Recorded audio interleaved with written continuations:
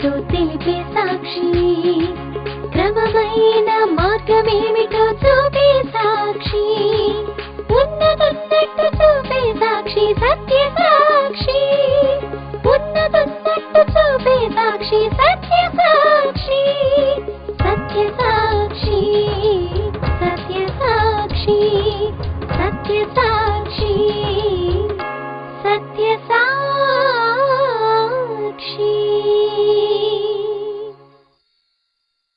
సత్య సాక్షి అను మా టీవీ కార్యక్రమమునకు ప్రేమపూర్వక ఆహ్వానము. ఈ కార్యక్రమంలో క్రైస్తవ సిద్ధాంతాలపై చర్చ మరియు వీక్షకుల ప్రశ్నలకు జవాబులు మీరు చూడగలరు. Satya Sakshi.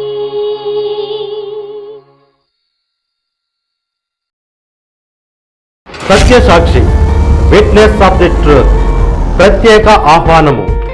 Satya Sakshi summit Saint Mary's auditorium Sangeet theatre వెనుక, సికింద్రాబాద్. 2016 జనవరి 7 నుండి ప్రతి గురువారము సాయంత్రము 5 గంటల నుండి. ప్రసంగికులు డాక్టర్ బాబ్లు గారు మరియు బ్రదర్ వెంకటేష్ పాల్ గారు. అంశములు: దేవుడు, కుటుంబము, డబ్బు, సిద్ధాంతములు, సువార్థీకరణ, నాయకత్వము, మోటివేషన్, బైబిల్ విశ్లేషణ, నమ్మకత్వము, ప్రశ్నలు జవాబులు మరియు నేనేమి చేయగలను. అందరికీ ఇదే మా ఆహ్వానము. గమనిక: ప్రతి గురువారం సాయంత్రం ఈ గొప్ప సమిట్ కు అందరూ క్రమం తప్పక వచ్చి సత్య సాక్షులై నిలిచి మీ తరంలో, మీ ప్రాంతంలో వారికి ఒక మోడల్ గా ఉండండి. అందుకు కావలసిన ప్రోత్సాహము మేము మీకు ఇస్తాము. Saint Mary's auditorium Sangeet theatre వెనుక, సికింద్రాబాద్. 2016 జనవరి 7 నుండి ప్రతి గురువారము సాయంత్రము 5 గంటల నుండి. మొట్టమొదట దేవుణ్ణి ఆరాధన చేయాలి. చాలామంది ఆరాధన చేద్దామని మొదలుపెట్టి ప్రజలందరినీ నిలబెట్టి గంట సేపు పాటలు పాడిస్తారు. 2 చేతులు పైకెత్తమని చెబుతారు. అది కాదు ఆరాధన అంటే. ఆరాధన అంటే దేవుడు యేసుక్రీస్తులో ఎలాంటి మేలు మనకు చేశాడో దానిని బట్టి దేవునికి స్తుతులు అర్పించాలి.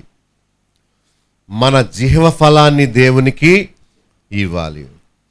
ఒక పాస్టర్ని చూసి మరొక పాస్టరు తప్పు పద్ధతులను తీసుకువచ్చి ఇలా వ్యర్థముగా దేవుణ్ణి ఆరాధిస్తున్నారు. అయితే మనం దేవుడు కోరిన విధముగా ఆయనను స్తుతించడం మనం నేర్చుకోవాలి. ప్రతివారు వ్యక్తిగతమైన ఆరాధన చేయాలి. మీలో ప్రతి ఒక్కడు తన పాపముల పరిహారము కొరకు గొర్రె పిల్లను అర్పించాలి అని. కనుక ఆరాధన వ్యక్తిగతమైంది, పర్సనల్ వర్షిప్. కనుక మనందరం విధిగా దేవునికి కృతజ్ఞతాస్తుతులు ప్రతి ఒక్కరూ చెల్లింపవలసి ఉంది. యూదా పత్రిక మీకు చెప్పాలని నేను అనుకుంటున్నాను. దయచేసి ప్రకటన గ్రంథానికి ముందున్న యూదా పత్రికను తీయండి. చదువుతాను, ఒక 4 వచనాలు దయచేసి చూడండి. యూదా వ్రాసిన పత్రిక ఒకే ఒక అధ్యాయం ఉంటుంది. యేసుక్రీస్తు దాసుడును యాకోబు సహోదరుడునైన యూదా, తండ్రి అయిన దేవుని యందు ప్రేమింపబడి యేసుక్రీస్తునందు భద్రము చేయబడి పిలువబడిన వారికి శుభమని చెప్పి వ్రాయున్నది. మీకు కనికరమును సమాధానమును ప్రేమయు విస్తరించునుగాక. ప్రియులారా, మనకందరికీ కలిగేడు రక్షణను గూర్చి మీకు వ్రాయవలనని విశేష ఆసక్తి గలవాడనై ప్రయత్నపడుచుండగా, పరిశుద్ధులకు ఒక్కసారే అప్పగింపబడిన బోధ నిమిత్తము మీరు పోరాడవలనని మిమ్మును వేడుకొనుచు మీకు వ్రాయవలసి వచ్చెను. ఎలయనగా కొందరు రహస్యముగా చొరబడి ఉన్నారు. వారు భక్తిహీనులై మన దేవుని కృపను కామాతురత్వమునకు దుర్వినియోగపరచుచు మన అద్వితీయ నాథుడును ప్రభువునైన యేసుక్రీస్తును విసర్జించుచున్నారు. ఈ తీర్పును పొందుటకు వారు పూర్వమందే సూచింపబడిన వారు. ఈ పత్రిక ప్రారంభములో యూదా భక్తుడు యేసుక్రీస్తు దాసుడు అని తన గురించి తాను చెప్పుకుంటూ ఉన్నాడు. వాస్తవంగా చూస్తే ఈ పత్రిక రాసింది ఇస్కరియోతు యూదా కాదు. యేసు ప్రభు తర్వాత మరియకు చాలామంది సంతానం కలిగారు. యేసు ప్రభు శిశువుగా పుట్టే వరకు యోసేపు మరియను తాకలేదు. కుమారుని కను వరకు ఆమెను ఎరుగకుండెను అని రాసి ఉంది. అంటే అర్థం ఏంటంటే కుమారుని కనిన తర్వాత వారిద్దరూ సంసారం చేశారు, పిల్లలు పుట్టారు. గనుక మరియకు ఏక కన్యక అనే పేరు పెట్టడానికి వీలు లేదు. మరియ చాలా పవిత్రురాలు, పురుషుని ఎరుగనిది, కన్యకగా ఉండిపోయింది అంటారు. కానీ బైబిల్లో అలా లేదు. యేసు ప్రభు తర్వాత యోసేపు మరియలకు చాలామంది కుమారులు కలిగారు. ఆ కుమారులలో ఒకడు యూదా. ఇస్కరియోతు యూదా వేరు, ఈ యూదా వేరు. కాకపోతే యేసు ప్రభు జీవించిన కాలంలో ప్రభు యొక్క విలువను తెలుసుకోలేదు. ఆయన మరణమప్పుడు పునరుత్థానమప్పుడు మాత్రమే వీళ్ళు ప్రభు గురించి తెలుసుకొని సాక్ష్యము పలుకుతూ ఉన్నారు. ఈ భక్తుడు సంఘానికి ఉత్తరం రాస్తున్నాడు. ఏమనంటే, తండ్రి అయిన దేవుని యందు ప్రేమింపబడి యేసుక్రీస్తునందు భద్రము చేయబడి పిలువబడిన వారికి శుభమని చెప్పి వ్రాయున్నది. అంటే అన్యులకు చెప్పేది సువార్త, ఆల్రెడీ దేవుణ్ణి నమ్ముకున్న వారికి చెప్పేది హెచ్చరికలు. రెండు వాక్యాలు ఉంటాయి. ఒకటి సువార్త, రెండవది హెచ్చరిక. ఇంక రెండే. అయితే సువార్తన్నా చెప్పాలి, లేకపోతే హెచ్చరిక అయినా చేయాలి. సువార్త ఎవరికి చెప్పాలంటే ప్రభువుని ఎరుగని వారికి, ప్రభువుని నమ్మండి మీ పాపాలు క్షమాపణ అవుతాయి, ప్రభువుని నమ్మండి మీ ఆత్మకు రక్షణ దొరుకుతుంది, మీ హృదయానికి సంతోషం కలుగుతుంది, ఆయన తండ్రి వలె ఉండి మీ ప్రతి అవసరాన్ని తీరుస్తాడు అని ప్రభువుని ఎరుగని వారికి చెప్పేదాన్ని ఏమంటారు? సువార్త. అయితే బాప్తీసం తీసుకొని ప్రభువుని అంగీకరించిన తర్వాత భక్తిలో ఎలా ఉండాలో అనేదాన్ని హెచ్చరికలు అంటారు. ఎక్సౌటేషన్, హెచ్చరికలు అంటారు. కనుక ప్రభువుని ఎరుగని వారికి ఏం కావాలి? ప్రభుని తెలుసుకున్న వారికి ఏం చెప్పాలి? హెచ్చరికలు. ప్రభువుని నమ్ముట అంటే ఏంటి అనేది తెలుసుకోవాలి. అందుకనే దేవుని యందు ప్రేమింపబడి క్రీస్తులో భద్రము చేయబడి పిలువబడిన వారికి వ్రాసేది. వారికే కనికరమును సమాధానమును ప్రేమ విస్తరించునుగాక. ప్రియులారా, మనకందరికీ కలిగేడు రక్షణను గూర్చి మీకు వ్రాయవలనని విశేష ఆసక్తి గలవాడనై ప్రయత్నపడుచున్నాను. మనకందరికీ ప్రియులారా అంటే అన్యులు ప్రియులు కాదు. ఎవరు? దేవుడు మిమ్మల్ని ప్రేమించాడు గనుక మీరు కూడా నాకు ప్రియులే. కనుక ప్రియులారా అని ప్రారంభిస్తూ ఏమంటున్నాడు? మనకందరికీ కలిగేడు. మనకందరికీ అంటే ఎవరికి? తండ్రి అయిన దేవుని యందు ప్రేమింపబడి క్రీస్తునందు భద్రము చేయబడి పిలువబడిన వారికి శుభము. అందరికీ కాదండి శుభం. Hello, why did you come here? What are you doing? శుభము అందరికీ కాదు. ఎవరికి? క్రీస్తు యేసునందు భద్రము చేయబడిన వారికే, పిలువబడిన వారికే. చెప్పేది ఏంటంటే మనకందరికీ కలిగేడు రక్షణ, కలగబోయేది రక్షణ. అంటే మనం రక్షణ పొందాం కదా, మరి ఇంకేంటి కలగబోయేది అనుకోవచ్చు. మనము పొందిన రక్షణ పాప శిక్ష నుండి మాత్రమే. అయితే దినదినము మనము పాప శక్తి నుండి రక్షింపబడుతూనే ఉండాలి. ఒక వీడియో చూశాను. ఒక అబ్బాయి ఒక చిన్న ఇటుక మీద కూర్చొని ఆ ప్లేట్లో అన్నం మెతుకులు తింటున్నాడు. ఈలోగా అక్కడ చుట్టూ ఉన్న కోళ్ళన్నీ వచ్చేసినాయి. వాళ్ళు కోళ్ళు పెంచుకుంటున్నట్టున్నారు. ఆ కోళ్ళన్నీ వచ్చేసి ఆ చిన్నపిల్లవాడు కూర్చుంటే అతను తినాల్సిన చిన్నపిల్లాడు అంటే సంవత్సరం పిల్లవాడు అనమాట, వాడు తినాల్సిన ఆహారాన్ని ఆ కోళ్ళన్నీ వచ్చి ఏం చేసినాయి, టకటకటకట ఖాళీ చేసినాయి. వాడి చేతిని కూడా పొడి చేసినాయి కోళ్ళు. అంటే మధ్యలో ఉన్న మెతుకులు కూడా వాడు అని ఏడుస్తున్నాడు. ఆ వీడియో పెట్టారు కంప్యూటర్లో. అలాగే మనము అజాగ్రత్తగా ఉంటే మన చెవిలో గుండా మన హృదయంలోనికి వెళ్ళవలసిన జీవము గల దేవుని మాటలు లోపలికి వెళ్లకుండా సాతాను తినేస్తాడు. ప్రభువే చెప్పాడు ఈ విషయాన్ని మత్తయి 13లో.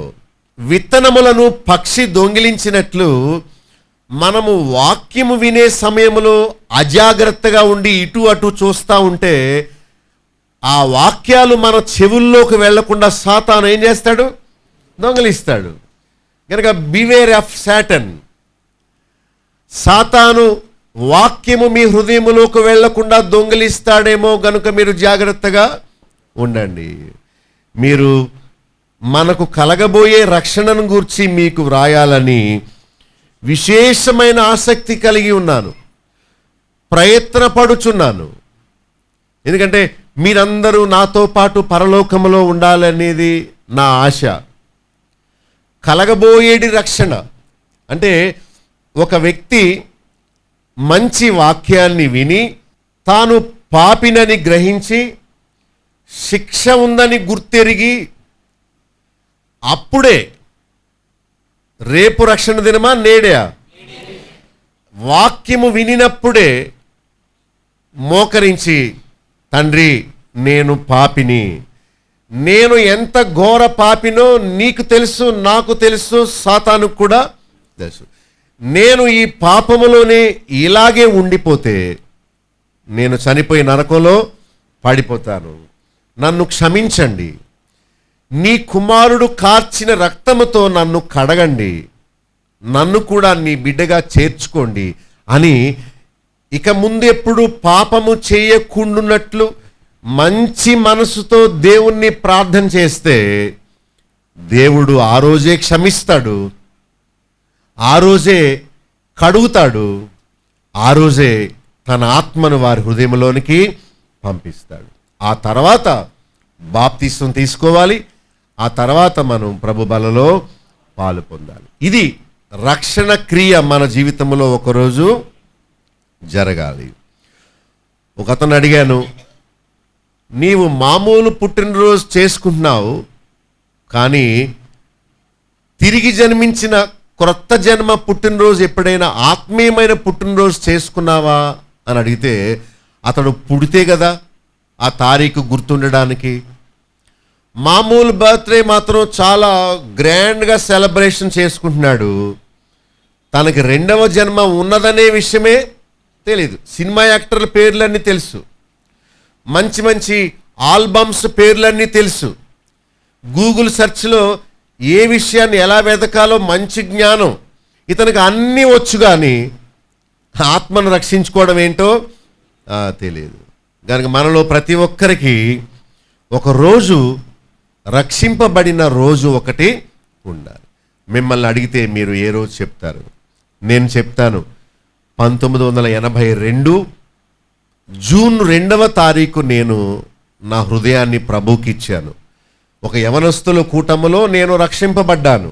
నా మనసు కరిగి నేను ఆ రోజు నా హృదయాన్ని ప్రభువుకి ఇచ్చాను. మరి మీరు తారీఖు గుర్తులేదా? అసలు పుట్టారా లేదా? ఏమోనండి అంటారా? రక్షణ 3 భాగాలు. ఒకటి, పాప శిక్ష నుంచి అందరూ ఒకరోజు రక్షణ పొందాలి. ఏమంటే బిడ్డ ఎన్ని రోజులు పుడతాడు? ఒక నిమిషంలోనే పుడతాడు, అంతేగాని నెలలు తరబడి పుడతాడు. మీరు ఎలా పుట్టారా? కాదు. కానీ పుట్టినది మొదలు ఎదిగే ప్రక్రియ మాత్రం రోజు రోజుకి ఒడ్డు గింజంతా చెప్తారు కొంతమంది అలా ఎదుగుతారని. కనుక పుట్టుట ఒక పని, ఎదుగుట మరొక పని, గిట్టుట మరొక పని. ఒక చెట్టు నాటబడాలి, చక్కగా నిటారుగా ఎదగాలి, నరకబడి ఉపయోగకరంగా ఉండాలి. ఒక గొర్రె పిల్ల పుట్టాలి, అది మంచి గొర్రెగా ఎదగాలి, అది వధింపబడి భుజించడానికి సిద్ధం అవ్వాలి. మనము అంతే, మామూలుగా పుట్టాము, ఎదుగుతున్నాం.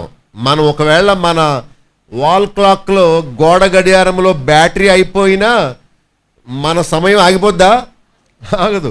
క్యాలెండర్ కొంతమంది తిరగేయడం మర్చిపోతారు, ఎప్పుడు ఆ నెలే ఉంటుంది. వెళ్ళి చూస్తే వాళ్ళు క్యాలెండర్ తిరగేయనంత మాత్రాన వాళ్ళు ఇంకా 16 ఏళ్ళ వయసులోనే ఉంటారా? ఉండరు.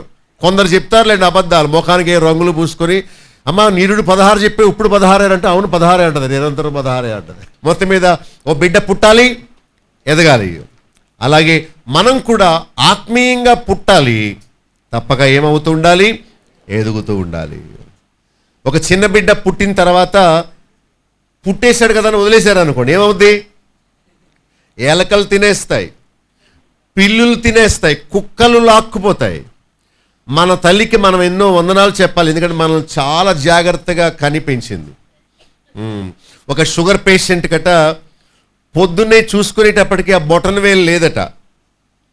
ఏంటంటే రాత్రి అంతా ఎలకలు పండగ చేసుకున్నాయి, ఇతనికి కాలు తిమ్మినట షుగర్ వల్ల. కనుక ఆ బొటన వేలు ఎలకలన్నీ ఏం చేసినాయి? తినేసినాయి. కనుక నిత్యము మనల్ని మనం కాపాడుకోగలిగితేనే ఈ చెవుల్లో నుండి కందిరీగలు లోపలికి వెళ్లకుండా ఉంటాయి. ఈ జీవితమే ఒక పోరాటం. ఒక చిన్న బిడ్డ పుట్టాలి, పుట్టిన బిడ్డ ఏమవుతుండాలి? ఎదుగుతూ ఉండాలి. అలాగే ఆత్మీయంగా ఒకరోజు మనం పుట్టాలి, పుట్టింది మొదలుకొని ప్రభు రాకడ వచ్చే వరకు, మనం చనిపోయే వరకు ఇలా మనం ఎదగాలి. ఎవరైతే ఎదుగుతారో వారే రక్షణలోని 3వ భాగాన్ని వారు పొందుతారు. Elementary school, high school, then college. అలాగా ఈ 3 మెట్లు భక్తి జీవితానికి చాలా ప్రాముఖ్యమైనవి. ఒకరోజు మనందరం రక్షణ పొందాలి. రక్షణ పొందిన మనం దినదినము రక్షణలో ఎదుగుతూ పాప శక్తి నుండి రక్షణ పొందుతూ ఉండాలి. పాప శక్తి అంటే భూమి ఎలాంటి ఆకర్షణ శక్తి కలిగి ఉందో పాపము దానికంటే కూడా ఆకర్షణమైన శక్తి కలిగి ఉంది, మనల్ని లాగుతూ ఉంటుంది. కనుక ఆ పాపములో నుంచి మనం దినదినము రక్షణ పొందుతూ ఉండాలి. కొందరేమో ఓడిపోతూ ఉంటారు శోధనలకు. క్రైస్తవులమైన మనకు 3 శత్రువులు ఉన్నారు: శరీరము, లోకము, సాతాను. ఈ 3 శత్రువుల మీద మనం నిత్యము పోరాటం చేస్తూ ఉండాలి. ఎవరైతే ఈ పోరాటములో గెలుస్తారో వారే కడవరి రక్షణను పొందగలుగుతారు. రక్షణలో 3వ భాగం ఏంటంటే పాప మనుగడ నుండి మనము ఎత్తబడి పరలోక రాజ్యంలోనికి వెళ్ళడమే. అందుకనే భక్తుడు ఏమని చెప్తున్నాడంటే, మీరు 3వ వచనంలో పరిశుద్ధులకు ఒక్కసారే అప్పగింపబడిన బోధ నిమిత్తము మీరు పోరాడవలనని మిమ్మల్ని వేడుకొనుటకు మీకు వ్రాయవలసి వచ్చాను. ఒక్కసారే అప్పగింపబడిన బోధ విషయమై మీరు ఏం చేయాలి? పోరాడాలి. అంటే రక్షణ పొందిన క్షణము నుండే ఒక విశ్వాసికి పోరాటం ప్రారంభం అవుతుంది. నేను చెప్పానే, శరీరముతో, లోకముతో, సాతానుతో నిత్యము ఏం చేస్తూ ఉండాలి? పోరాడుతూ ఉండాలి. ఇలా పోరాడిన వారే మరి చివరి రక్షణను వారు పొందగలుగుతారు. అయితే చాలామంది 5వ వచనంలో ముందటనే ఎరిగి ఉన్నాను, మళ్ళా మీకు జ్ఞాపకం చేస్తున్నాను, ప్రభువు ఐగుప్తులో నుండి ప్రజలను రక్షించినను వారిలో నమ్మకపోయిన వారిని తర్వాత నాశనము చేశాను. చాలామంది ఐగుప్తు చెరలోంచి బయటకు వచ్చారు, కానీ అరణ్య ప్రయాణములో మధ్యలోనే వారు నశించిపోయారు. బైబిల్లో మనకు ఒక స్టోరీ తెలుసు. ప్రభు చెప్పాడు ఉపమానం. మత్తయి సువార్త 25వ అధ్యాయంలో 10 మంది కన్యకలు పెండ్లి కుమారుణ్ణి ఎదుర్కోవడానికి బయలుదేరారట. ఎంతమంది? దానిలో 2 భాగాలుగా చేస్తే బుద్ధి లేని వారు 5, బుద్ధి గలవారు 5. వారికి బుద్ధి లేదు అని ఎందుకు పేరు పెట్టాడంటే, వాళ్ళ దగ్గర దీపాలు ఉన్నాయి కానీ అవి ఆరిపోయాయి.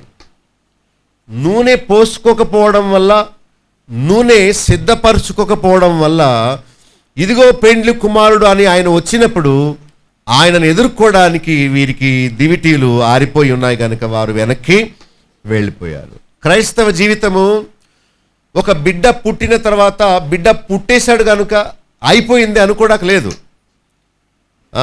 బిడ్డను కనేసిందని వదిలేసి వెళ్ళిపోతే ఎలాగో పురుగులు, జంతువులు ఆ బిడ్డను తినేస్తాయో, అలాగే నేను బాప్తీసం తీసుకున్నాను, రక్షణ పొందాను, ఇక నా పని అయిపోయింది అనుకోవడానికి వీల్లేదు. అప్పటి నుండి ఇంకా జాగ్రత్తగా ఉండాలి. పిల్లలు కనిన తల్లులను అడుగుతాను ఏమనంటే, తల్లి గర్భంలో ఉన్నప్పుడు తల్లికి శాంతి, బయటకు వచ్చాక ఎక్కువ పని.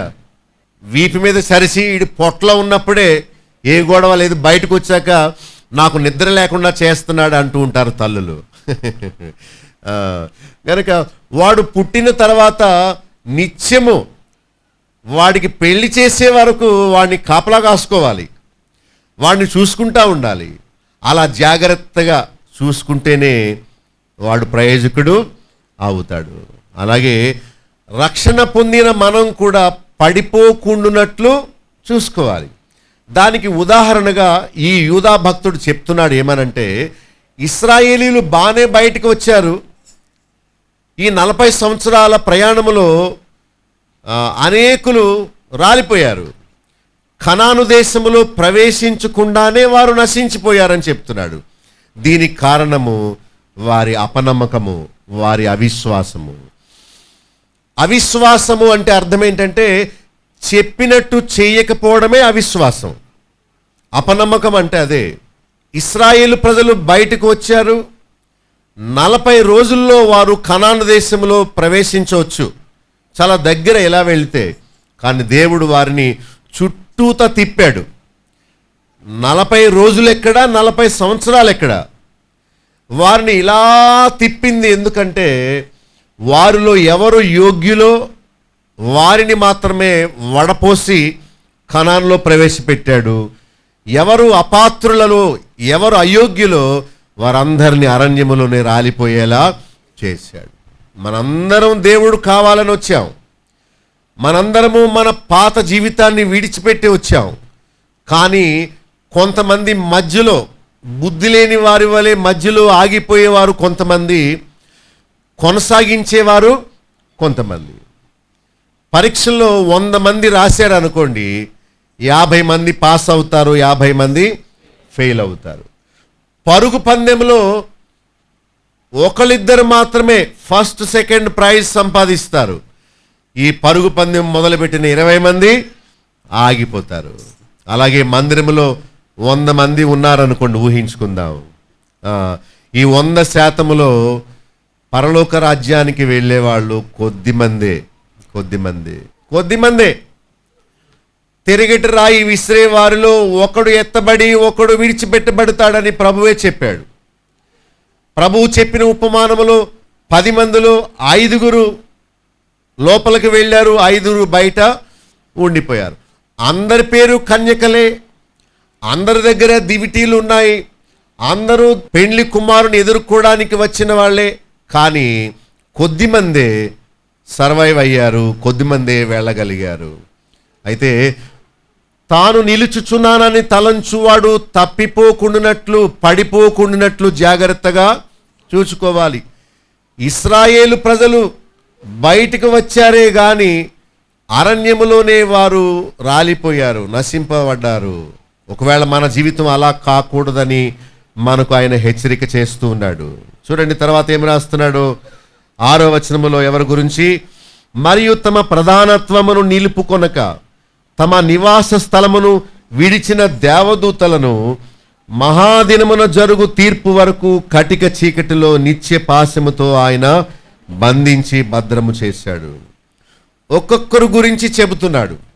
ఇదిగో పలాని సమయంలో ఇశ్రాయేలు ప్రజలు మధ్యలోనే ఆగిపోయారు.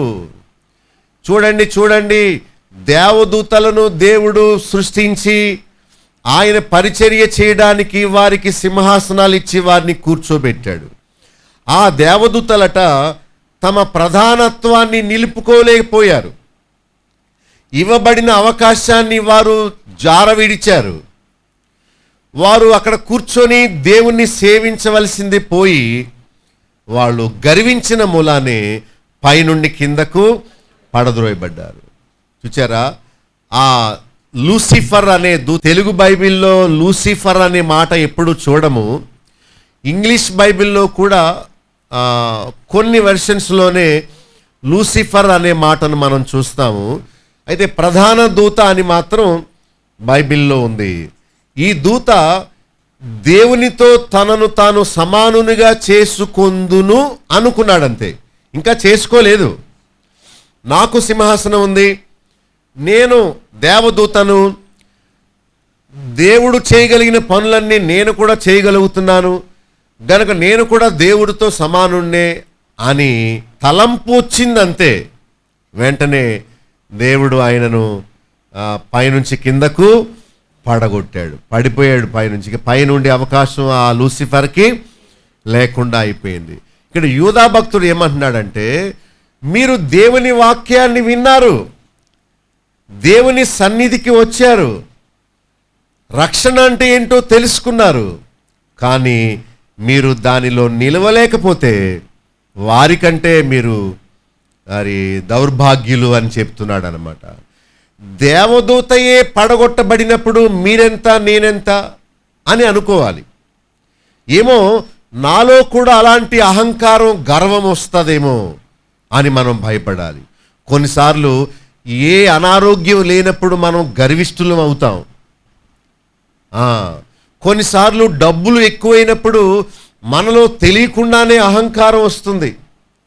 మరికొన్నిసార్లు ఎవరైనా మనలను పొగిడారనుకోండి, అసలు నీ అలాంటి వారు ఎవరు లేరన్నారు అనుకోండి, మనలో కూడా లూసిఫర్ ప్రవేశిస్తుంది. ఆనాడు హవ్వ దగ్గరికి వచ్చి, మీరు నేల మీద నడవనక్కర్లేదు, మీరు దేవదూతలు అయిపోతారు, రెక్కలు ధరించి ఎగురుతారు అనగానే దానికి ఎంతో ఆశ పుట్టింది. అంతే, తినొద్దన్న దాన్ని తినివేసింది.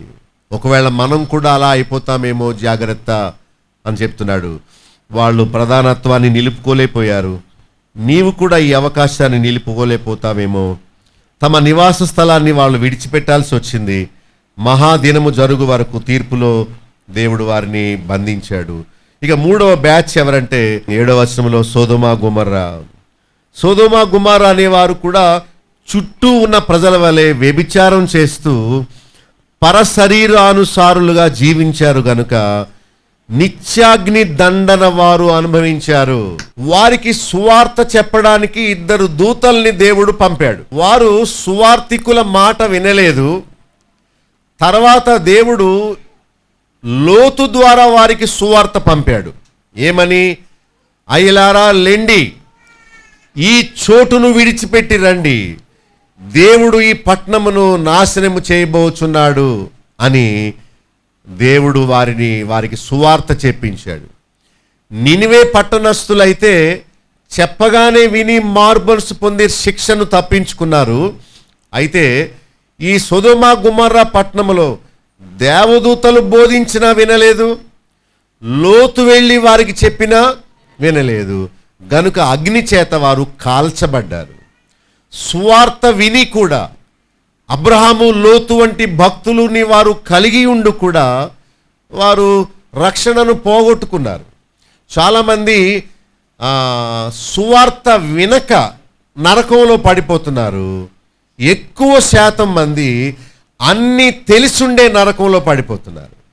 ఒక ఆమె ప్రక్కనున్న ఆమెతో మాట్లాడుతుందట, ఓ అమ్మా ఎంత దౌర్భాగ్యురాలు నేను అంటుంటే, ఏంటో అందు కాలుతోనే మాట్లాడుకుంటున్నారట వీళ్ళు.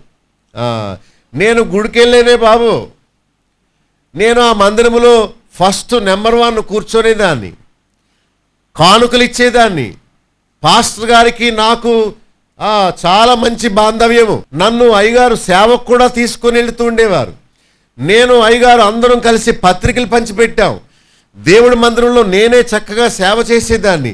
అదేంటమ్మా నాకంటే ఎవరు చెప్పలేదు రక్షణ సువార్త, నీకు చెప్పి నీవు విని కూడా ఇక్కడికి వచ్చావేంటి అనగానే, మరి అదే చెప్పేది, నా కర్మ, నాకు అన్నీ తెలుసు కానీ నేను అనుసరించలేదు, అన్నీ విన్నాను కానీ ఆ ప్రకారం చేయలేదు, అందుకనే నీవు తెలియక ఇక్కడికి వచ్చావు, నేను అన్నీ తెలిసి ఇక్కడికి అందుకని నాకు ఎక్కువైపోతుంది బాధ ఎక్కువైపోతుంది, ఎక్కువ బాధ వచ్చేస్తుంది అంటూ వాపోతుందట. ఆ సహోదరి ఇక్కడే ఉందా? ఆ సహోదరుడు ఇక్కడే ఉన్నాడా? మీ మనసులో భయం వచ్చి అనుకోవాలి, I should be that person. No no no, never. ఆ వ్యక్తిని నేను అవ్వకూడదు, నేను దేవుని రాజ్యంలో ఉండాలి అని మీరు అనుకుంటే, నిత్యాగ్ని గుండం తప్పించుకోవాలనుకుంటే లోతు భక్తుడు చెప్పిన వాక్యాన్ని వినాలి. ఆయన ఏం చెప్పాడు తెలుసా? లెండి, ఈ చోటు విడిచిపెట్టి రండి, దేవుడు ఈ పట్టణమును నాశనము చేయబోచున్నాడు. అంటే లోతు అల్లుళ్ళు ఎగతాళి చేసేవాని వలె అనుకున్నారట. ఏమయ్యా, జోక్ చేస్తున్నావా మామ మాతో? నీకే సరదాగా ఉందా? మేము వర్షం కురవడం చూసాం కానీ అగ్ని కురవడం మేము ఎప్పుడు పోవయ్యా అని అన్నాడు. ఇక బతిమాలి వాళ్ళు చెప్పిన మాట వినడం లేదని లోతు వచ్చేసాడు. తన భార్య, తాను, కుమార్తెలు మాత్రమే అగ్నిలో కాలిపోకుండా తప్పించబడ్డారు. గనుక సువార్త విని కూడా మనసు కఠినం చేసుకుని మన జీవిత విధానాన్ని మార్చుకోకపోతే, వాక్యం చెప్పిన పాస్టర్ గారిని హేళన చేస్తే మనము నిత్యాగ్ని దండను అనుభవిస్తాం. ఇక 8వ వచనములో ప్రస్తుత ప్రజలు ఎలా ఉన్నారో చెబుతున్నాడు. వారు కలలు కనుచు శరీరాన్ని అపవిత్రపరుచుకుంటూ ప్రభుత్వాన్ని నిరాకరిస్తూ మహాత్ములను దూషిస్తూ ఉన్నారు. 10వ వచనములో తాము గ్రహింపని విషయములను గూర్చి దూషించుచు వివేక శూన్యములకు మృగముల వలె ఉన్నారు. వారు వాక్యమును ఎరిగి ఉండి కూడా తమను తామే నాశనము చేసుకుంటున్నారు. సెల్ఫ్ డిసెప్షన్ అనే ఒక మాట ఉంది. డిసెప్షన్ అంటే మనల్ని మనమే మోసగించుకోవడం. సెల్ఫ్ డిసెప్షన్ అంటే అన్నీ తెలుసుండి మనల్ని మనమే మోసగించుకోవడం అట. అయితే కయ్యను గురించి చెప్తున్నాడు. ఇతని వలె ఆ మార్గంలో వచ్చాడు, ఇచ్చాడు, అయితే దేశ దిమ్మరి అయ్యాడు. చూసారా, ఎందుకు రావాలి, ఎందుకు ఇవ్వాలి, ఎందుకు శపించబడాలి? ఇద్దరు వచ్చారు. హేబెల్ వచ్చాడు, కయ్యను వచ్చాడు. ఇచ్చాడు, శపించబడ్డాడు. ఎందుకు ఈ కర్మ?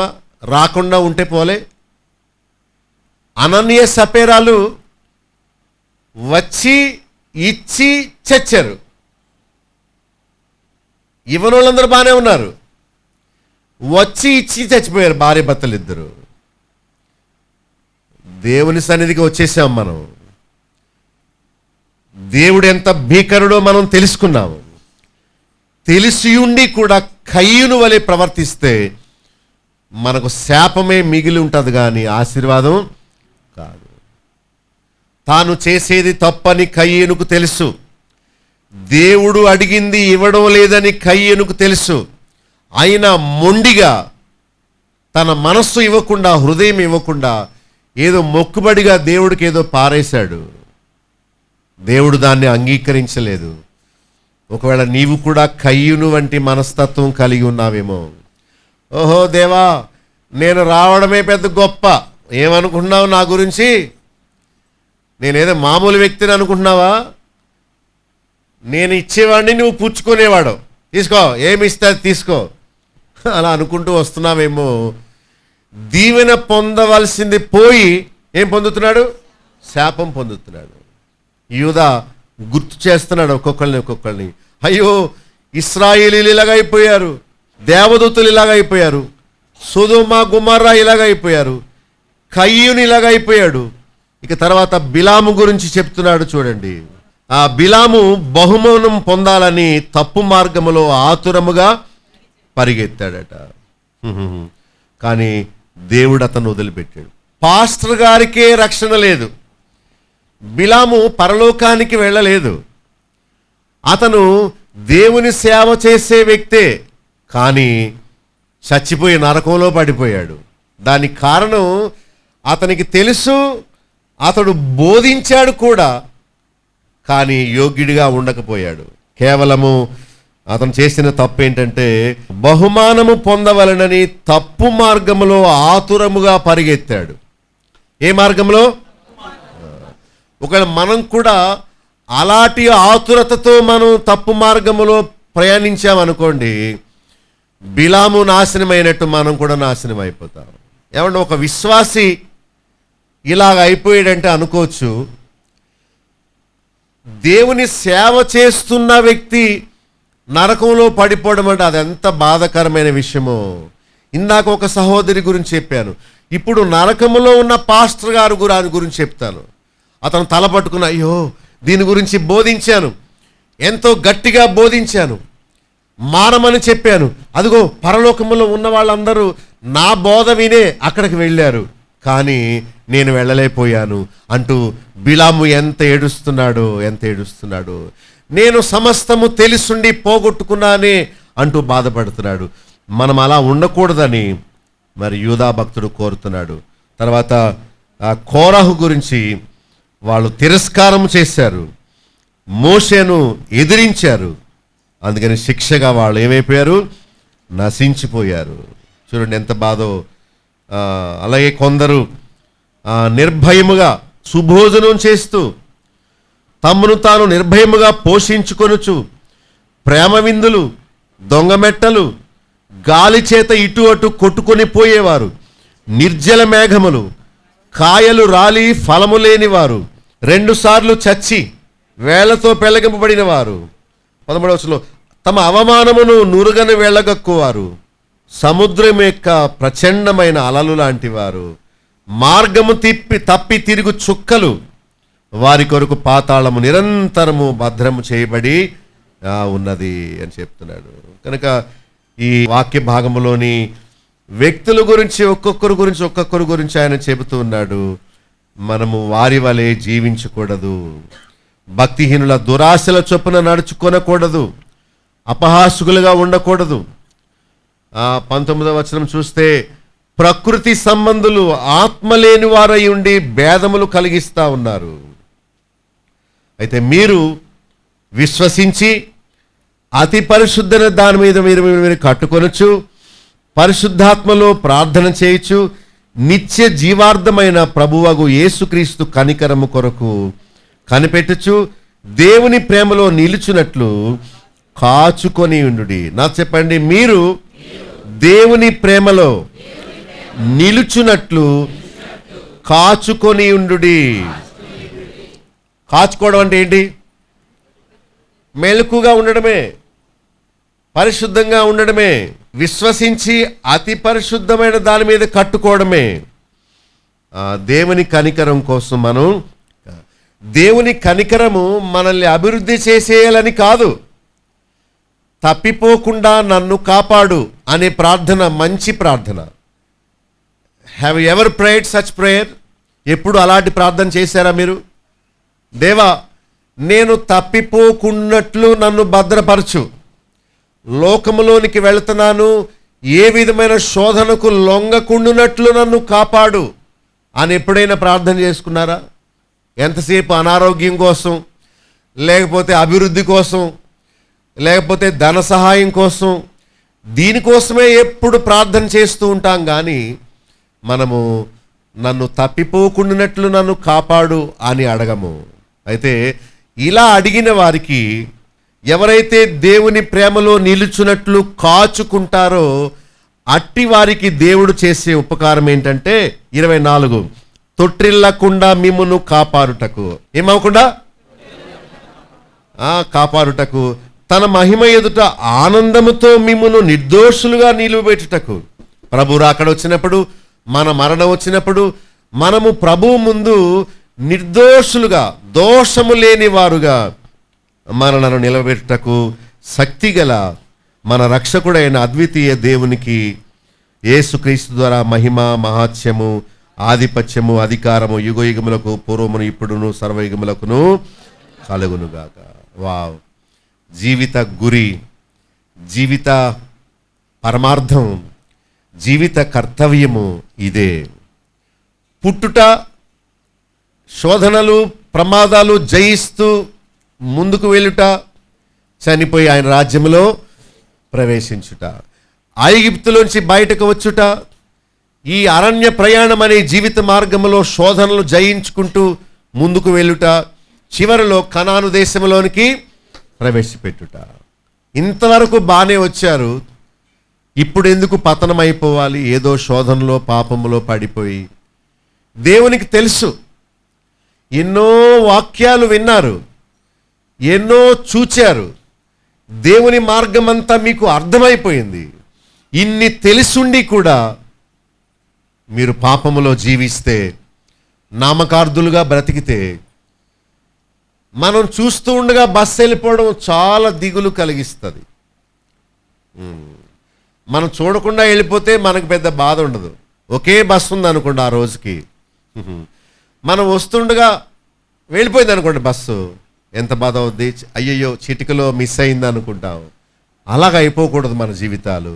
మళ్ళా చదువుకోండి, ఆ పత్రికలో మనం తప్పిపోకుండానట్లు మనల్ని మనం ఎలా భద్రం చేసుకోవాలో నేర్చుకోండి. దేవుడు మనలను కాపాడాలని ఆయన కనికరమును మనం కోరుకుందాం. ప్రార్థన చేస్తాను, కళ్ళు మూసుకోండి. ప్రేమగల తండ్రి, నమ్మకమైన దేవా, నీ పరిశుద్ధ నామమునకు స్తుతులు స్తోత్రాలు చెల్లిస్తున్నాం.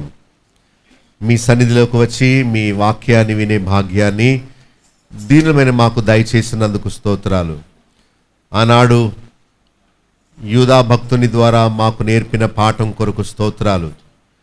నాయనా, మాకు కలగబోయేది రక్షణను గూర్చి నేను మీరు సిద్ధంగా ఉండాలని కోరారు. నైనా, మేము ఎంతోమంది జీవితాలను పరీక్షించాం. వారి ప్రారంభము బాగుంది కానీ వారి ముగింపు బాలేదు. అయితే ఒకని జన్మదినము కంటే ఒకని మరణదినము మేలని మాకు సెలవిచ్చారు. నైనా, మేము రక్షణ పొంది నీ బిడ్డలుగా మేము ఒకరోజు నైనా రక్షింపబడిన అనుభవంలోనికి రావాలని కోరారు. బిడ్డ పుట్టడం మాత్రమే కాదు, ఆ బిడ్డ ఎదుగునట్లు మంచి ఆహారం భుజిస్తూ పోరాటము సలిపి వారు ఆపదలు శోధనలు తప్పించుకొని ముందుకు సాగాలని కోరారు. బుద్ధి లేని కన్యకల వలె మేము ఉండకుండా మా ఆత్మదీపానికి నిత్యము నూనె పోసుకుంటూ దీపము ఆరిపోకుండా మేము శ్రద్ధ వహించడానికి సహాయం చేయండి. నేను ఎంతోమంది భక్తులు అనుకున్నవారే, దేవదూతలు అనుకున్నవారే తప్పిపోయారు, తొలగిపోయారు, నరకంలో పడిపోయారు.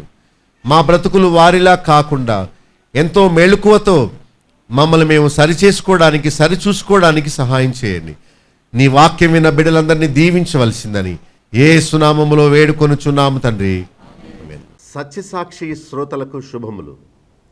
మీరు ఎంతో కాలంగా ఈ ఛానల్ చూస్తూ, ఈ ఛానల్లో చెప్పబడే ప్రశ్నోత్తర కార్యక్రమాలని ఆదరిస్తూ, ఫోన్స్ చేస్తూ ఎంతో ఆత్మీయంగా మేలు పొందారని నమ్ముతున్నాను. ఒకవేళ మీరు ఒక ఆదివారం నాతో గడపాలని అనుకుంటే మీకు ఇదే నా ఆహ్వానం. రండి, ఒక ఆదివారం నాతో గడిపి చక్కని వాక్యం విని ప్రభు బలలో పాలు పొంది నాతో కలిసి భోంచేసి ప్రార్థన చేయించుకొని మీ కష్టకాలు పంచుకొని వెళ్ళవచ్చు. పశ్చిమ గోదావరి జిల్లాలోని నల్లజర్ల గ్రామంలో ప్రతి ఆదివారం ఉదయం 11:30 ఆరాధన ప్రారంభమవుతుంది. సత్యమైన, స్పష్టమైన, ఆసక్తికరమైన జీవాహారం కొరకు తప్పక రండి. పక్షపాతము లేని, డబ్బుతో సంబంధం లేని, కుల మత గొప్ప బీద వివక్షత లేని, మత ఆచారాలకు అతీతమైన దేవుని సన్నిధి కొరకు, ప్రశాంత సమయం కొరకు తప్పక విచేయండి. Bethel assembly, Nallajerla. మీ రాక కోసం ఎదురు చూస్తుంటాను. Satyasakshi, witness of the truth ప్రత్యేక ఆహ్వానము. Satyasakshi summit Saint Mary's auditorium Sangeet theatre వెనుక, సికింద్రాబాద్. 2016 జనవరి 7 నుండి ప్రతి గురువారము సాయంత్రము 5 గంటల నుండి. ప్రసంగికులు డాక్టర్ బాబ్లు గారు మరియు బ్రదర్ వెంకటేష్ పాల్ గారు. అంశములు దేవుడు, కుటుంబము, డబ్బు, సిద్ధాంతములు, సువార్థీకరణ, నాయకత్వము, మోటివేషన్, బైబిల్ విశ్లేషణ, నమ్మకత్వము, ప్రశ్నలు జవాబులు మరియు నేనేమి చేయగలను. అందరికీ ఇదే మా ఆహ్వానము. గమనిక, ప్రతి గురువారం సాయంత్రం ఈ గొప్ప సమ్మిట్ కు అందరూ క్రమం తప్పక వచ్చి సత్య సాక్షులై నిలిచి మీ తరంలో మీ ప్రాంతంలో వారికి ఒక మోడల్ గా ఉండండి. అందుకు కావలసిన ప్రోత్సాహము మేము మీకు ఇస్తాము. సెయింట్ మేరీస్ ఆడిటోరియం సంగీత థియేటర్ వెనుక, సికింద్రాబాద్. 2016 జనవరి 7 నుండి ప్రతి గురువారము సాయంత్రము 5 గంటల నుండి. ఇంతవరకు మీరు సత్యసాక్షి టీవీ కార్యక్రమంలో పాస్టర్ బాబులుక్ గారి సందేశాలు వినియున్నారు.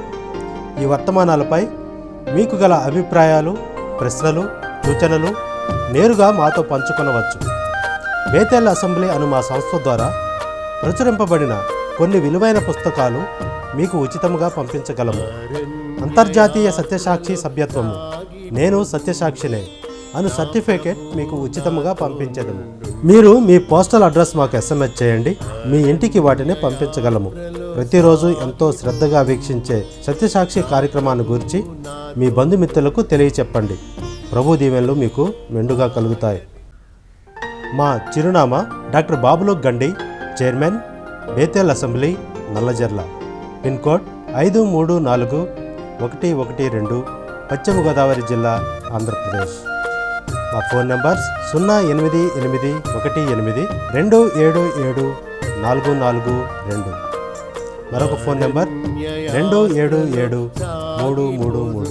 మా సెల్ నెంబర్ 9440111250.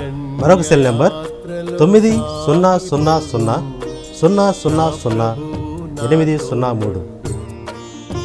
మా ఈమెయిల్ ఐడి satysakshiTV@gmail.com. మా వెబ్సైట్ www.bethelassembly.net.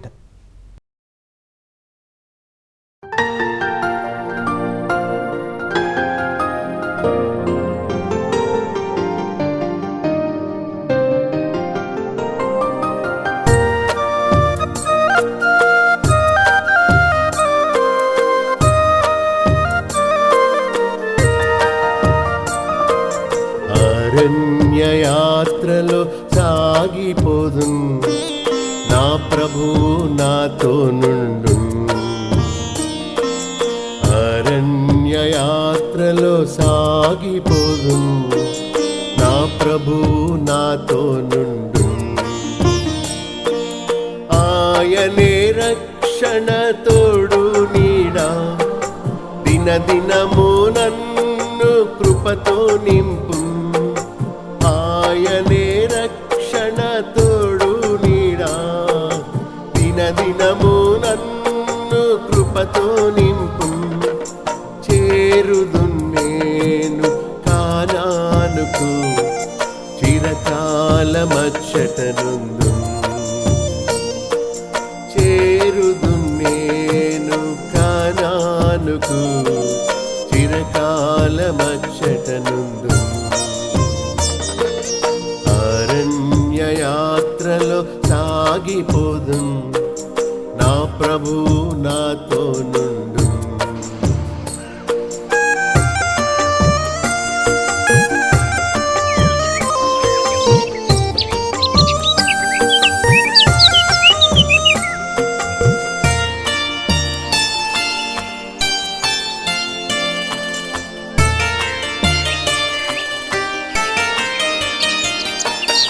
ఐగుప్తును విడచి పయనింతును, పాప బంధాలను తెంచి రక్షణ నొంది.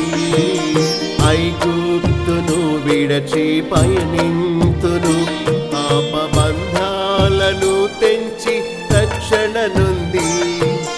సైతాను శరీరాలోకముతో నేను పోరాడి జయముంది శక్తితో నిలుతున్నా. సైతాను శరీరాలోకముతో నేను పోరాడి జయముంది శక్తితో నిలుతున్నా. అరణ్యయాత్రలో సాగిపోదు,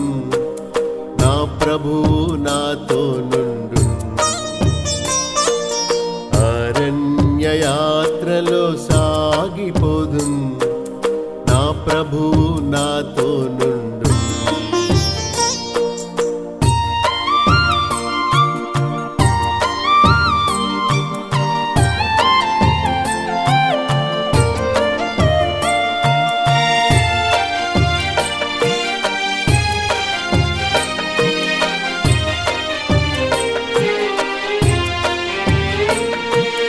అడ్డొచ్చిన ఎర్ర సంద్రామును నీల బాప్తిస్మము ద్వారా అధిగమింతు. అడ్డొచ్చిన ఎర్ర సంద్రామును నీల బాప్తిస్మము ద్వారా అధిగమింతు. దినదినము కురియు మన్నా భుజించి ధైర్యముతో నా యాత్రను కొనసాగింతు. దినదినము కురియు మన్నా భుజించి ధైర్యముతో నా యాత్రను కొనసాగింతు. అరణ్యయాత్రలో సాగిపోదు, నా ప్రభువు నాతో నుండు. అరణ్యయాత్రలో సాగిపోదు, నా ప్రభువు నాతో నుండు.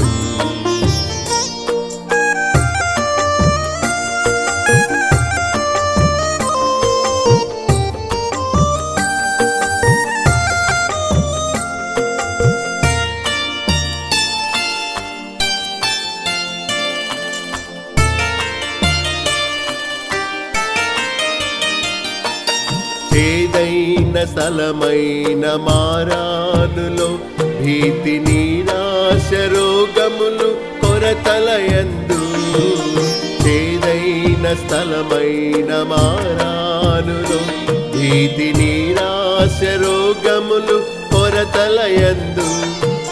ప్రియేసు వాటిని మధురముగా మార్చి తన జీవ జలములతో తృప్తి పరచు. ప్రియేసు వాటిని మధురముగా మార్చి తన జీవ జలములతో తృప్తి పరచు. అరణ్యయాత్రలో సాగిపోదు, నా ప్రభువు నాతో నుండు. అరణ్యయాత్రలో సాగిపోదు, నా ప్రభువు నాతో నుండు.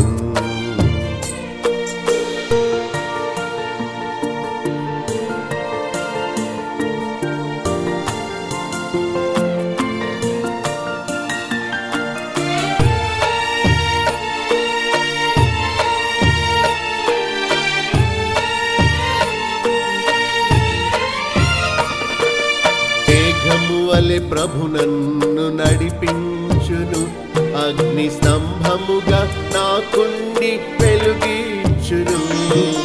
మేఘము వలె ప్రభు నన్ను నడిపించును, అగ్ని స్తంభముగా నాకుండి వెలుగించును. భయపడను నేను, నిరాశ చెందన్, నేత్రాలు కనాను పై నిలిపేదన్. భయపడను నేను, నిరాశ చెందన్, నేత్రాలు కానాను పై నిలిపేదన్. అరణ్యయాత్రలో సాగిపోదు, నా ప్రభువు నాతో నుండు. అరణ్యయాత్రలో సాగిపోదు, నా ప్రభువు నాతో నుండు. ఆయనే రక్షణ తోడు నీడా, దినదినము నన్ను కృపతో నింపు. ఆయనే రక్షణ తోడు నీడా, దినదినము నన్ను కృపతో నింపు. చేరుదు నేను కానానుకు, చిరకాలమచ్చటనుందు. చేరుదు నేను కానానుకు, చిరకాలమచ్చటనుందు. అరణ్యయాత్రలో సాగిపోదుం నా ప్రభువు నాతో నుండు నా ప్రభువు నాతో నుండు నా ప్రభువు నాతో నుండు Satya Sakshi witness of the truth ప్రత్యేక ఆహ్వానము. Satya Sakshi summit Saint Mary's auditorium Sangeet theatre వెనుక సికింద్రాబాద్ 2016 జనవరి 7 నుండి ప్రతి గురువారము సాయంత్రము 5 గంటల నుండి. ప్రసంగికులు డాక్టర్ బాబ్లు గారు మరియు బ్రదర్ వెంకటేష్ పాల్ గారు. అంశములు దేవుడు, కుటుంబము, డబ్బు, సిద్ధాంతములు, సువార్థీకరణ, నాయకత్వము, మోటివేషన్, బైబిల్ విశ్లేషణ, నమ్మకత్వము, ప్రశ్నలు జవాబులు మరియు నేనేమి చేయగలను. అందరికీ ఇదే మా ఆహ్వానము. గమనిక, ప్రతి గురువారం సాయంత్రము ఈ గొప్ప సమ్మిట్ కు అందరూ క్రమం తప్పక వచ్చి సత్య సాక్షులై నిలిచి మీ తరములో మీ ప్రాంతంలో వారికి ఒక మోడల్ గా ఉండండి. అందుకు కావలసిన ప్రోత్సాహము మేము మీకు ఇస్తాము. Saint Mary's auditorium Sangeet theatre వెనుక సికింద్రాబాద్ 2016 జనవరి 7 నుండి ప్రతి గురువారము సాయంత్రము 5 గంటల నుండి.